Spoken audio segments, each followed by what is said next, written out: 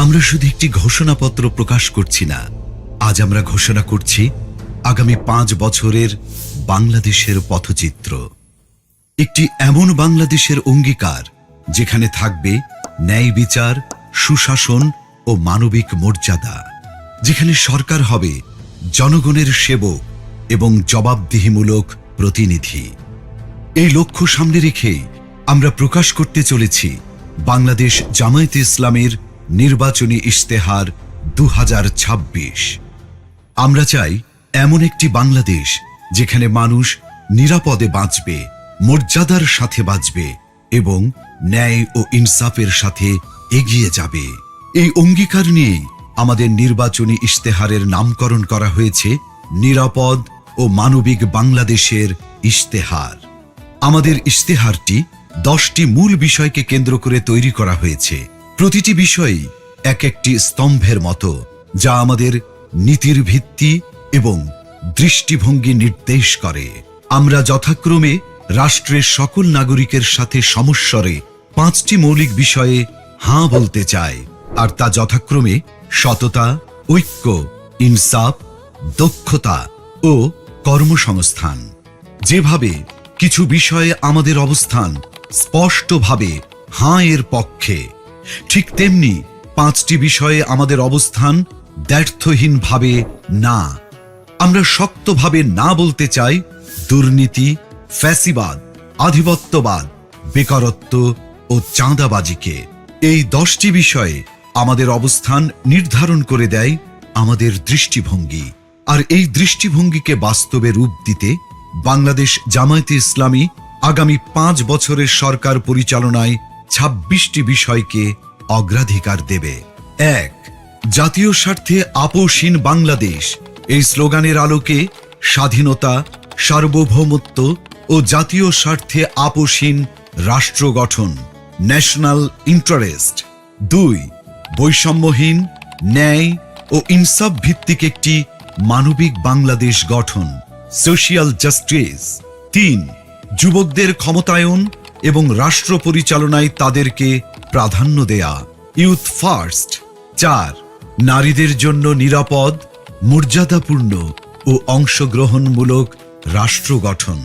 5. আইন শৃঙ্খলা পরিস্থিতির সার্বিক উন্নয়নের মাধ্যমে মাদক, চাঁদাবাজ ও সন্ত্রাসমুক্ত একটি নিরাপদ রাষ্ট্র বিনির্মাণ। 6. সকল পর্যায়ে সৎ নেতৃত্ব প্রতিষ্ঠা ও প্রাতিষ্ঠানিক সংস্কারের মাধ্যমে দুর্নীতিমুক্ত রাষ্ট্র গঠন। 7. প্রযুক্তি নির্ভর আধুনিক ও স্মার্ট সমাজ গঠন। 8. প্রযুক্তি, ম্যানুফ্যাকচারিং, কৃষি ও শিল্প সহ নানা সেক্টরে ব্যাপক ভিত্তিক কর্মসংস্থান সৃষ্টি, সরকারি চাকুরিতে বিনামূল্যে আবেদন, মেধার ভিত্তিতে নিয়োগ ও সকল ধরনের বৈষম্য দূরীকরণ। 9. ব্যাংক সহ সার্বিক আর্থিক খাতে সংস্কারের মাধ্যমে আস্থা ফিরিয়ে এনে বিনিয়োগ ও ব্যবসা বান্ধব টেকসই ও স্বচ্ছ অর্থনীতি বিনির্মাণ। 10.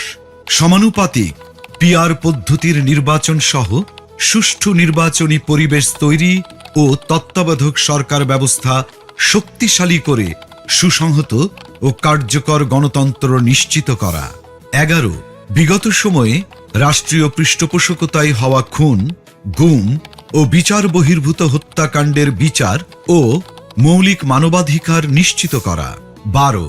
জুলাই বিপ্লবের ইতিহাস সংরক্ষণ, শহীদ পরিবার, আহত ও পঙ্গুত্ব বরণকারী জুলাই যোদ্ধাদের পুনর্বাসন এবং জুলাই সনদ বাস্তবায়ন করা হবে।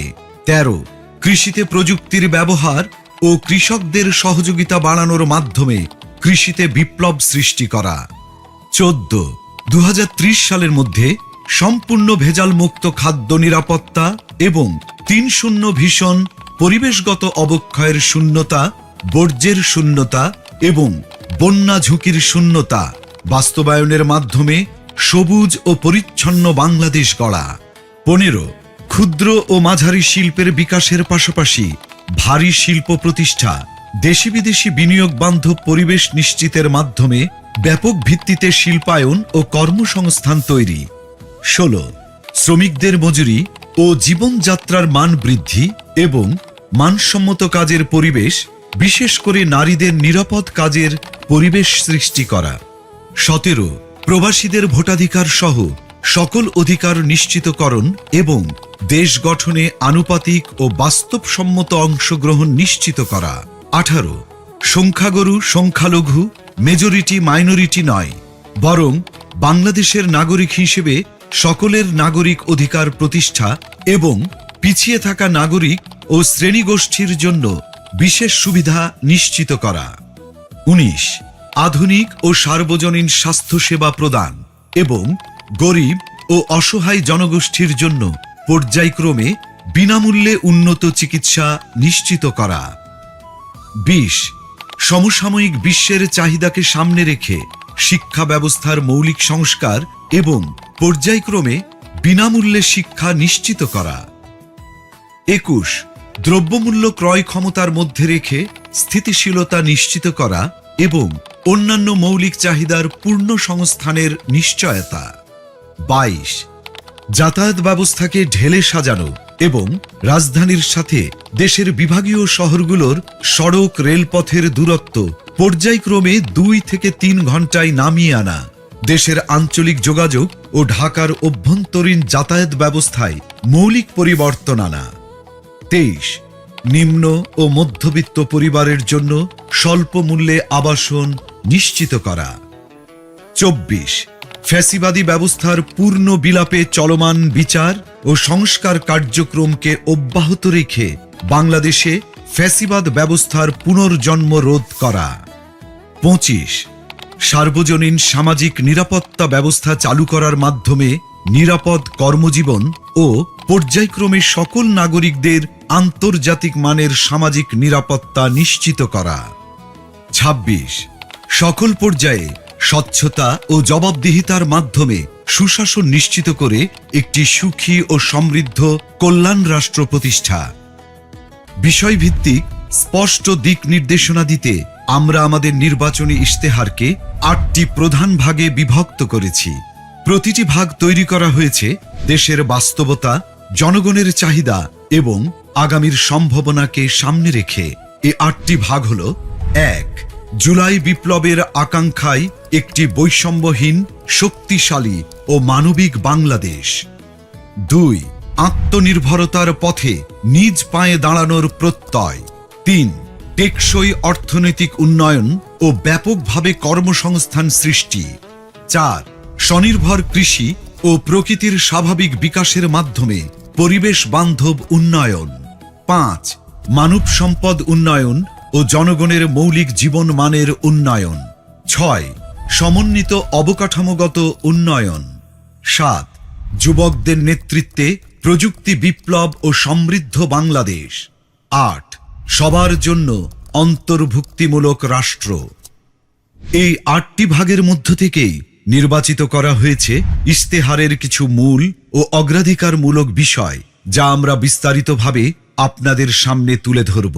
যার শুরুতেই থাকবে সুশাসন ও জননিরাপত্তা এবং তা নিশ্চিতে মন্ত্রী ও এমপি সহ সকল পর্যায়ের জনপ্রতিনিধিদের ও তাদের পরিবারের সদস্যদের বার্ষিক সম্পদ বিবরণী জনসাধারণের সামনে পেশ করা হবে। সরকারি অফিসে সিসি ক্যামেরা স্থাপন এবং সব গুরুত্বপূর্ণ সরকারি নথি ও সেবাকে শতভাগ অনলাইনে রূপান্তর করা হবে। 64 জেলা শহর এবং প্রায় 500 উপজেলা ও ছোট শহরকে পরিকল্পিত শহর হিসেবে গড়ে তোলা হবে। তরুণদের দেশ পরিচালনায় অগ্রাধিকার দেওয়া হবে। নারীদের মধ্য থেকে মন্ত্রিসভায় উল্লেখ সংখ্যক প্রতিনিধি অন্তর্ভুক্ত করা হবে। ডিজিটাল পাহারাদার অ্যাপের মাধ্যমে যে কোনো অপরাধের, যেমন চাঁদাবাজি, ঘুষ, নারী নির্যাতন বিরুদ্ধে তাৎক্ষণিক ডিজিটাল রিপোর্ট করা যাবে, যেখানে রিপোর্টকারীর পরিচয় গোপন রাখা হবে। সরকারের আয় ব্যয়ের সব হিসাব জনগণের সামনে উন্মুক্ত করতে আমাদের ইশতেহারে আমরা প্রস্তাব করছি আমার টাকা আমার হিসাব নামের একটি অসাধারণ ডিজিটাল প্ল্যাটফর্ম। আসুন দেখে আসি অ্যাপটি কিভাবে কাজ করবে। আপনি কি কখনো ভেবেছেন সরকার কিভাবে আয় করে? প্রতি বছর বাজেট কিভাবে তৈরি হয়, আর সেই বাজেট অনুযায়ী টাকা কোথায় কোথায় খরচ হয়? সরকারের আয় আসে আপনার দেয়া কর, বিদেশি অনুদান, ঋণ, আমাদের প্রবাসী হিরোদের পাঠানো রেমিটেন্স এবং সেবামূলক আয় থেকে। আর এই টাকা দেশের বিভিন্ন খাত ও প্রকল্পে ব্যয় করা হয়, যার সঠিক হিসাবটা জানা রাষ্ট্রের নাগরিক হিসাবে আপনার একটি অধিকার। বর্তমানে এই হিসাব জানার প্রক্রিয়া অনেক জটিল ও কঠিন, কিন্তু কেন বারবার আপনাকে এই বিষয়ে অন্ধকারে রাখা হয়? কারণ এই জটিলতাই দুর্নীতিবাজদের জন্য একটি নিরাপদ আশ্রয় তৈরি করে, আর অপরাধীরা থেকে যায় লোকচক্ষুর অন্তরালে। এবার সেই সমস্যার সমাধান হবে আমার টাকা আমার হিসাব নামের একটি অসাধারণ ডিজিটাল উদ্যোগের মাধ্যমে। এই প্ল্যাটফর্ম ব্যবহার করে আপনি সরকারের বার্ষিক আয় ব্যয়ের পুরো হিসাব দেখতে পারবেন, জানতে পারবেন সরকার কত টাকা কর পেয়েছে, বিদেশ থেকে কত অনুদান এসেছে, কত ঋণ এসেছে, কত টাকা এসেছে সেবামূলক আয় থেকে, এবং মোট কত টাকা রেমিটেন্স দেশের অর্থনীতিতে যোগ হয়েছে। জানা যাবে সেই আয়ের টাকা কোন খাতে কোথায় কত খরচ হয়েছে এবং হচ্ছে। এমনকি নির্দিষ্ট এলাকা অর্থাৎ জেলা, উপজেলা বা থানা পর্যায়েও আয় ব্যয়ের হিসাব জানতে পারবেন। নির্দিষ্টভাবে কোন প্রকল্পে কত টাকা খরচ করা হয়েছে তাও জানা যাবে এই প্ল্যাটফর্ম ব্যবহার করে। এই প্ল্যাটফর্মের মাধ্যমে ব্যয়ের কোনো অসঙ্গতি চোখে পড়লে আপনি প্রশ্ন করতে পারবেন, প্রয়োজনে অভিযোগও জানাতে পারবেন। এভাবেই আমরা সবাই নিজ নিজ জায়গা থেকে দেশের আয় ব্যয়ের প্রতি সচেতন হব। দেশের আর জনগণের কাছে সরকারের স্বচ্ছতা ও জবাবদিহিতা নিশ্চিত করতে পারব। এই সুন্দর উদ্যোগটি সত্যি করতে প্রয়োজন আপনার একটি মূল্যবান ভোট। আগামী নির্বাচনে দাড়িপাল্লার পক্ষে দেয়া আপনার ভোটেই তৈরি হবে একটি দুর্নীতিমুক্ত সততার বাংলাদেশ।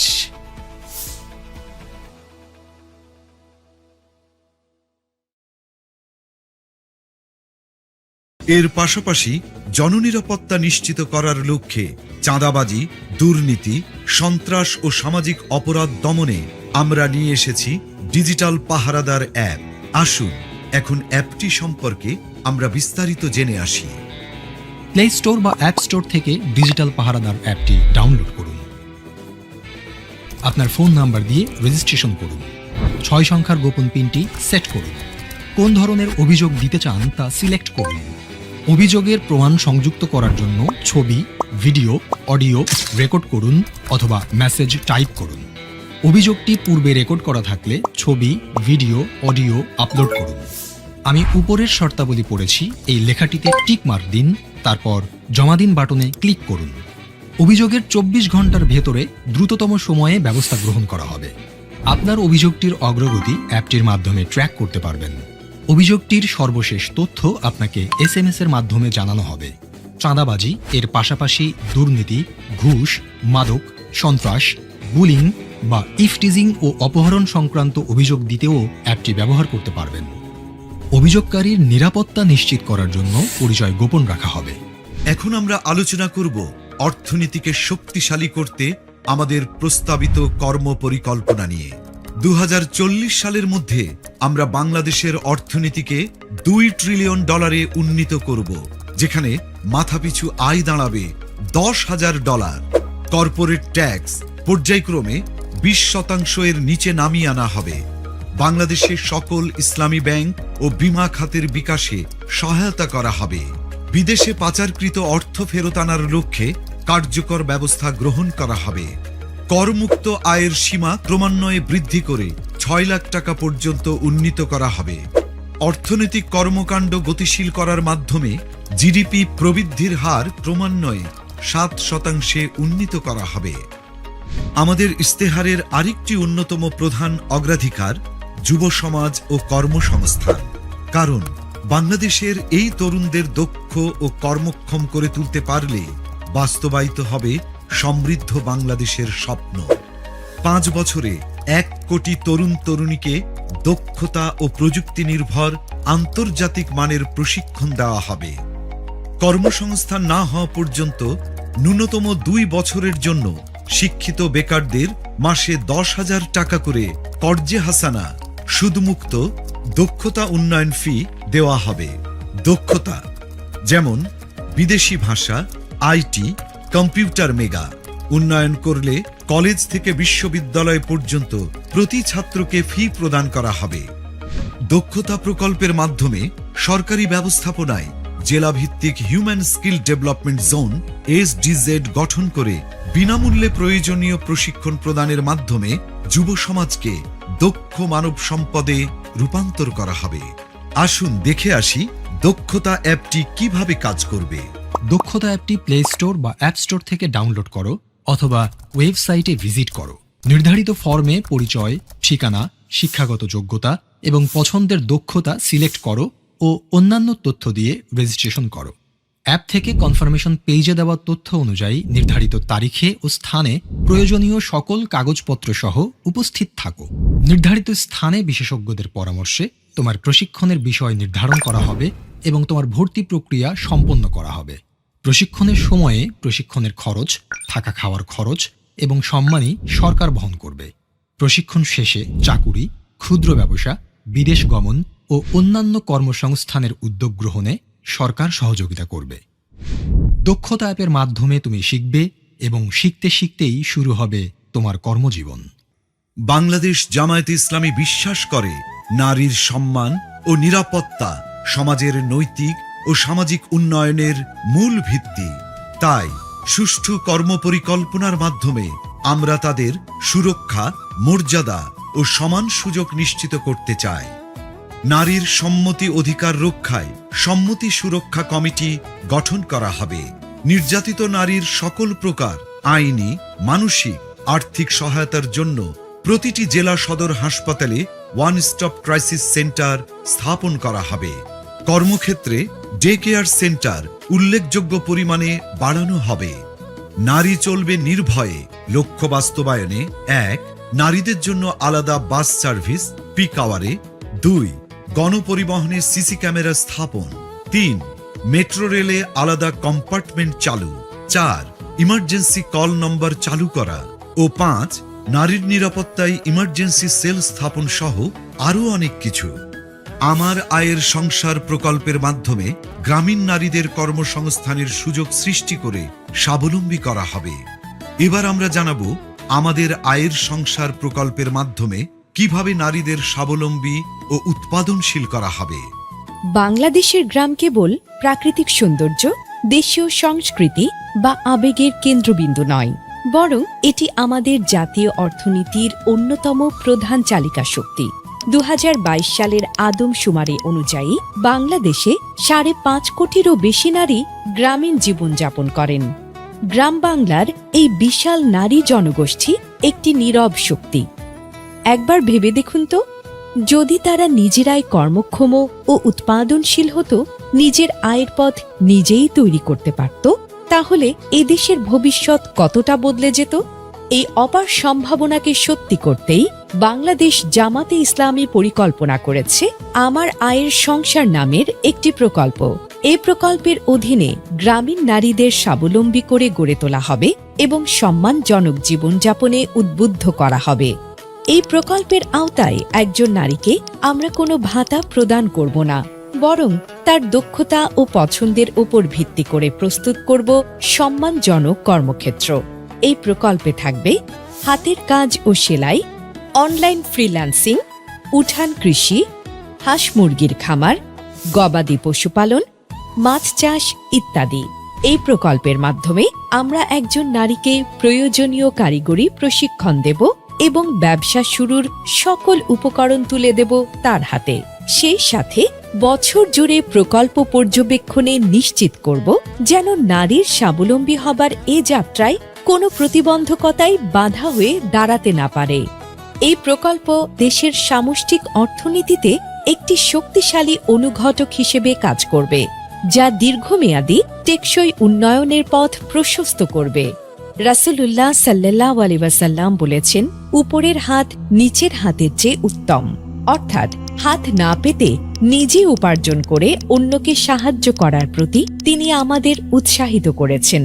এই আদর্শকে বুকে ধারণ করেই বাংলাদেশ জামাতে ইসলামী এদেশের গ্রামীণ নারীদের জন্য আমার আয়ের সংসার প্রকল্পটির পরিকল্পনা গ্রহণ করেছে। আর এই সুন্দর উদ্যোগটি সত্যি করতে প্রয়োজন আপনার একটি মূল্যবান ভোট। আগামী নির্বাচনে দাঁড়িপাল্লার পক্ষে দেয়া আপনার ভোটেই তৈরি হবে একটি উৎপাদনশীল এবং সমৃদ্ধ বাংলাদেশ। চলো একসাথে গড়ি বাংলাদেশ। এখন আমরা স্বাস্থ্য ও পরিবার কল্যাণ বিষয়ে বাংলাদেশ জামায়াতে ইসলামের কর্ম পরিকল্পনা সম্পর্কে জানব। 5 বছরের নিচে ও 60 বছরের উপরে সবাইকে বিনামূল্যে স্বাস্থ্য সেবা দেওয়া হবে। স্বাস্থ্য খাতে বাজেট পর্যায়ক্রমে 3 গুণ করা হবে। সবার জন্য স্বাস্থ্য সেবা নিশ্চিত করতে পর্যায়ক্রমে জাতীয় স্বাস্থ্য বীমা, ন্যাশনাল হেলথ ইন্স্যুরেন্স এবং ডিজিটাল হেলথ কার্ড চালু করা হবে। প্রথম 6 মাস থেকে 1 বছরের মধ্যে বর্তমান সরকারি হাসপাতালের স্বাস্থ্যসেবা যোগ্যতার শতভাগে উন্নীত করা হবে। 300টি অত্যাবশ্যকীয় ঔষধ EML নিয়ন্ত্রিত এবং ন্যায্য মূল্যে প্রদান করা হবে। ধাপে ধাপে 500টিতে উন্নীত করা হবে। বাংলাদেশে একাধিক আন্তর্জাতিক মানের মডেল হাসপাতাল চালু করে মেডিকেল ট্যুরিজমকে ব্র্যান্ডিং করা হবে।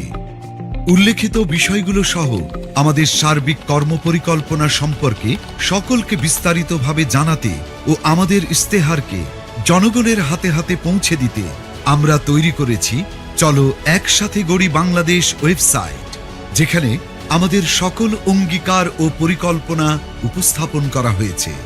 আগামী নির্বাচনে দাঁড়িপাল্লার পক্ষে দেওয়া আপনার মূল্যবান ভোটেই তৈরি হবে একটি নতুন বাংলাদেশ। চলো একসাথে গড়ি নিরাপদ ও মানবিক বাংলাদেশ।